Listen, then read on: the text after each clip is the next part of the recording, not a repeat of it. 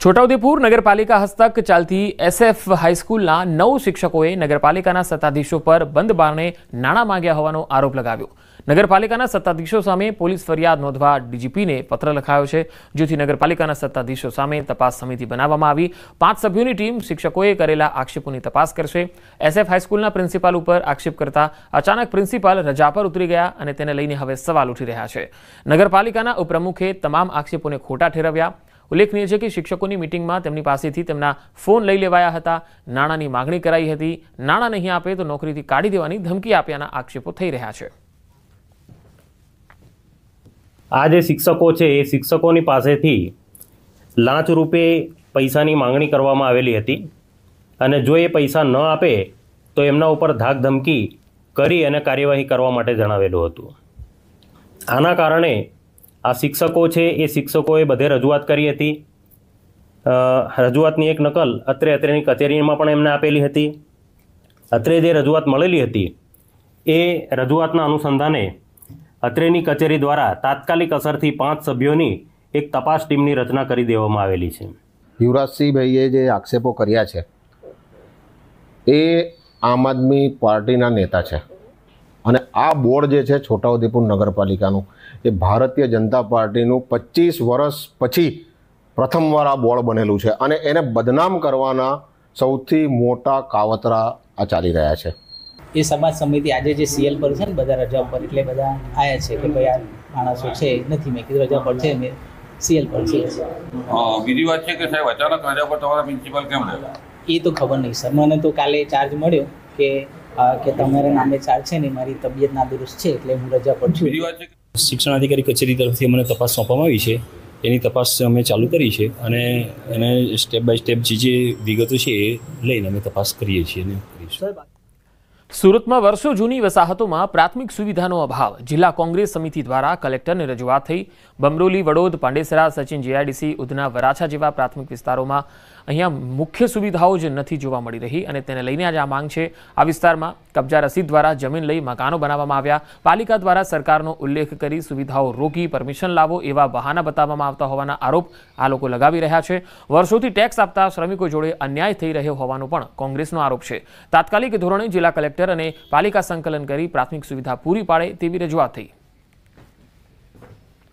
તો જિલ્લા કોંગ્રેસ સમિતિ દ્વારા આ વિરોધ કબજા રસીદ દ્વારા બનાવવામાં આવ્યા છે જે મકાનો અને તેમને પ્રાથમિક સુવિધા મળે। જૂની વસાહતોમાં પ્રાથમિક સુવિધાનો આજે પણ અભાવ છે।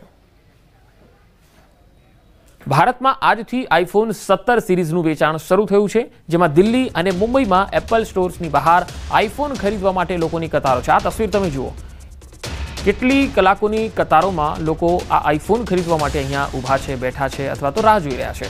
iPhoneના ચાહકો ગત રાતથી જ નવીનતમ મોડેલ ખરીદવા માટે સ્ટોર્સની બહાર ઊભા રહેલા જોવા મળ્યા। રાતના 12 વાગ્યાથી જ લોકો લાઇનમાં લાગ્યા। આટલું મોટું ઘેલું નવી દિલ્હીમાં સિલેક્ટ સિટી મોલની બહાર મોટી સંખ્યામાં ગ્રાહકો જોવા મળ્યા। iPhoneની કિંમત 82,900 થી 2,29,900ની વચ્ચે છે। કંપનીએ iPhone Air શ્રેણી પણ લોન્ચ કર્યો છે, જે 5.6 મિલીમીટર જાડાઈ ધરાવે છે અને ફક્ત eSIM-ને સપોર્ટ કરે છે। iPhone 17 Pro 256 GB અને 512 GB અને 1 TBમાં ઉપલબ્ધ છે। ભીડને નિયંત્રિત કરવા માટે સ્ટોર પર સુરક્ષા કર્મચારીઓ પણ તૈનાત કરવામાં આવ્યા છે।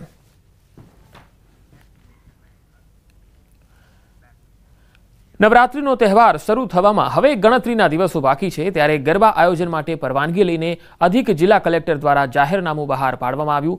ગરબાનું આયોજન કરતા લોકોએ જાહેરનામાનું ફરજિયાત પાલન કરવાનું રહેશે। ગરબામાં આવતા લોકોની સુરક્ષા માટે CCTV સુરક્ષાકર્મી અને ફાયર સેફટી સહિતના નિયમોનું પાલન કરવાનું રહેશે।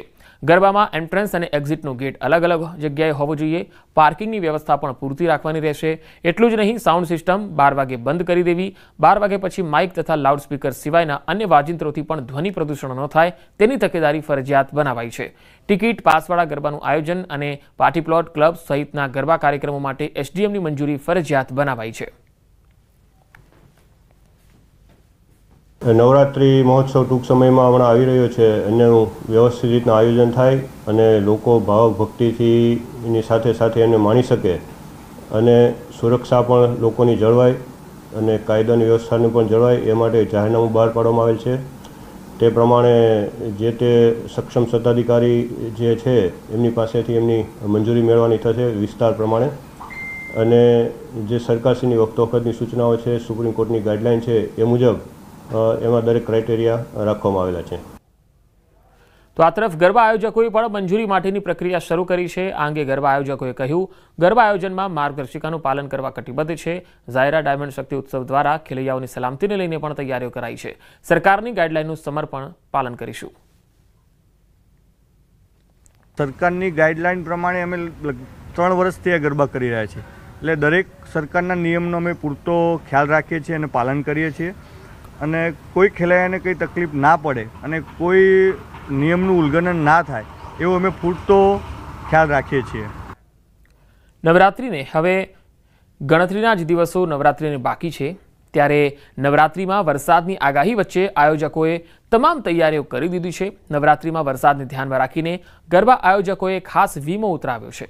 વરસાદના કારણે કોઈ કારણસર ગરબાનું આયોજન રદ કરવું પડે તો ખેલૈયાઓને બુકિંગની રકમ રિફંડ આપી શકાય, તે માટે ગરબા આયોજકોએ 75 લાખનો અલગથી વીમો ઉતરાવ્યો. ગરબાના આયોજન દરમિયાન જો કોઈ આકસ્મિક ઘટના બને તેને લઈને પબ્લિક લાયબિલિટીનો 3 કરોડનો ઇન્સ્યોરન્સ પણ લેવાયો છે. સિંધુ ભવન રોડ પર મેરીમેન્ટ પાર્ટી પ્લોટમાં હેરિટેજ ધ ગરબા ફેસ્ટિવલના આયોજકોએ આ મામલે જાણકારી આપી. નવરાત્રિને આડે હવે ગણતરીના દિવસો જ બાકી રહ્યા છે, ત્યારે ગરબા આયોજકો દ્વારા તડામાર તૈયારીઓ ગરબાના આયોજનને લઈને શરૂ કરી દીધી છે. હાલ અમે છીએ અમદાવાદના સિંધુ ભવન રોડ ઉપર મેરીમન્ટ પાર્ટી પ્લોટમાં હેરિટેજ ધ ગરબા ફેસ્ટિવલનું આયોજન કરવામાં આવ્યું છે, અને ખાસ અહીંયા આપ જે જોઈ શકો છો કે એક તરફ નવરાત્રિનો ઉત્સવ છે, મા આદ્યશક્તિની આરાધનાના પર્વને લઈને ખેલૈયાઓ ગરબે ઘૂમવા આતુર છે, અને બીજી તરફ હવામાન વિભાગ દ્વારા નવરાત્રિ દરમિયાન જ વરસાદના વિઘ્નની પણ આગાહી કરવામાં આવી છે, અને તેને લઈને જ આ ગરબા આયોજક દ્વારા જે છે અહીંયા વોટરપ્રૂફ ડોમ જે છે તે બનાવવામાં આવ્યો છે, એટલે કે જે પણ સિંગર અહીંયા જે ગરબા જે ખેલૈયાઓને રમાડશે તો તેને લઈને અહીંયા વોટરપ્રૂફ ડોમ તૈયાર કરવામાં આવ્યો છે. સાથે સાથે આ ગરબા આયોજક દ્વારા કોઈ આકસ્મિક ઘટના ન બને નવરાત્રિ દરમિયાન તેને લઈને 3 કરોડનો ઇન્સ્યોરન્સ જે છે તે લેવામાં આવ્યો છે. તેવી જ રીતે નવરાત્રિ દરમિયાન જે વરસાદી વિઘ્ન છે અને તેને લઈને એક અલગથી 75 લાખનો ઇન્સ્યોરન્સ પણ લેવામાં આવ્યો છે, જેથી કરીને કોઈ પણ કારણસર વરસાદના વિઘ્નને લઈને જો ગરબાનું આયોજન કેન્સલ કરવું પડે તો જે પણ ખેલૈયાઓએ જે પાસ લીધા હોય તો તેઓને રિફંડ કરી શકાય તે પ્રકારનો ઇન્સ્યોરન્સ પણ લેવામાં આવ્યો છે, અને એની તમામ પ્રકારની તૈયારીઓ જે છે તે આ ગરબા આયોજક દ્વારા કરી લેવામાં આવી છે. કેમેરામેન નિલેશ સોસા સાથે સંજય ટાંક, ન્યૂઝ 18 ગુજરાતી, અમદાવાદ. નવરાત્રિમાં મહિલાની સુરક્ષાને લઈ અમદાવાદ પોલીસનો એક્શન પ્લાન. ગરબા મહોત્સવમાં રોમિયો કે ચોર ટોળકી સહિતના અસામાજિક તત્વોને ઝડપી લેવા પોલીસની તૈયારી. ગરબા મહોત્સવમાં ટ્રેડિશનલ કપડાં પહેરીને અસામાજિક તત્વો પર બાજ નજર રાખશે પોલીસ. શહેરમાં 12,000થી વધુ પોલીસની ટીમ બંદોબસ્તમાં જોડાશે. મહિલા એસીપી, પીઆઈ, પીએસઆઈ અને સી ટીમનો ખાનગી રીતે બંદોબસ્ત ગોઠવવામાં આવશે. ગરબા આયોજકોને વોચ ટાવર બનાવવા પણ અપાઈ છે સૂચના. સાથે જ નવરાત્રી દરમિયાન શહેરમાં ટ્રાફિકની સમસ્યાને લઈને ટ્રાફિક પોલીસે આ વખતે વિશેષ વ્યવસ્થા ગોઠવી. મોટા વાહનોના પ્રવેશ માટે રાત્રે 2 વાગ્યા સુધી પ્રતિબંધ ફરમાવાયો છે. ટ્રાફિક પોલીસ, હોમગાર્ડ અને ટીઆરબી સહિત 400 જેટલા પોલીસ કર્મચારીઓ ટ્રાફિક વ્યવસ્થામાં તૈનાત રહેશે. આગામી 22 સપ્ટેમ્બરથી 2 ઓક્ટોબર દરમિયાન નવરાત્રિ અને વિજયાદશમીનો તહેવાર ઉજવનાર છે. અમદાવાદ શહેર પોલીસ તેની સંપૂર્ણપણે સજ્જતાથી આ બંદોબસ્ત માટે આયોજન કરનાર છે. આ બંદોબસ્ત વ્યૂહાત્મક રીતે ગોઠવવામાં આવશે. મુખ્યત્વે લોકોની સલામતી અને સુરક્ષા, મહિલા સુરક્ષા, ટ્રાફિક નિયમન તથા શહેરની કાયદો અને વ્યવસ્થા, આ 4 મુદ્દા ઉપર પૂરેપૂરું ફોકસ કરીને બંદોબસ્તનું આયોજન રહેશે.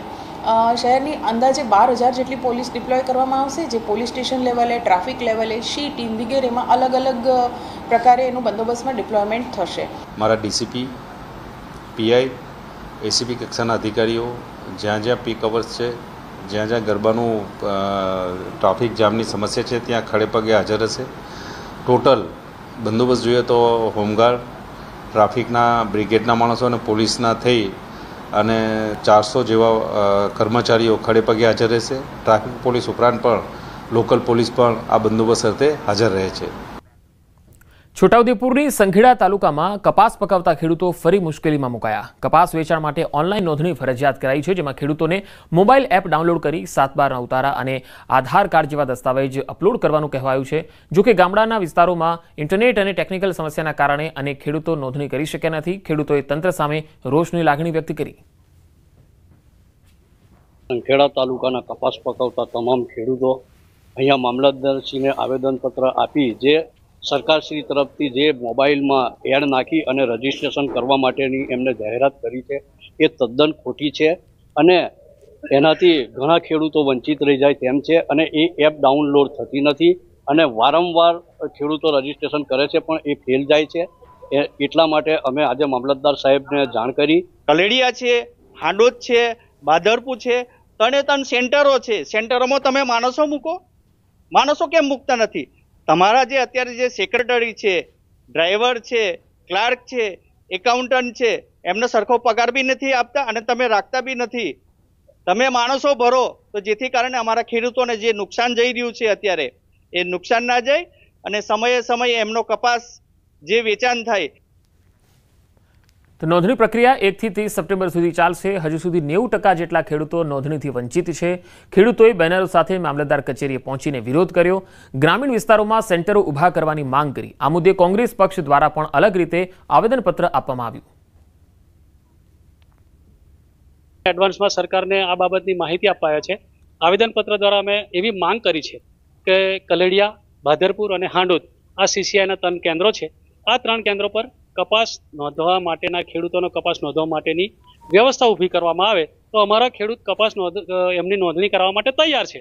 તો આ વ્યવસ્થા જો થઈ જાય તો ખેડૂત માટે પ્રશ્ન હલ થઈ જાય એવો છે. છેલ્લા કેટલાક દિવસથી બધા ખેડૂતોની રજૂઆત હતી કે આ રજૂઆત આપ સરકારશ્રીને કરો. એટલે આજે આ કોંગ્રેસ સંખેડા તાલુકાના કોંગ્રેસ પરિવાર બધો ભેગો થઈને ખેડૂતો અને બધા ભેગા થઈને અમે મામલતદારને આવેદનપત્ર આપ્યું છે કે આવનાર દિવસોમાં આ કપાસની જે નોંધણી ઓનલાઈન બંધ કરીને જે કપાસ દર વર્ષે જે રીતે જે CCI ત્યાં જ જે તે જીનમાં વેચાય અને ત્યાં જ નોંધણી થાય એ હેતુથી અમે આજે મામલતદારશ્રીને આવેદનપત્ર આપ્યું.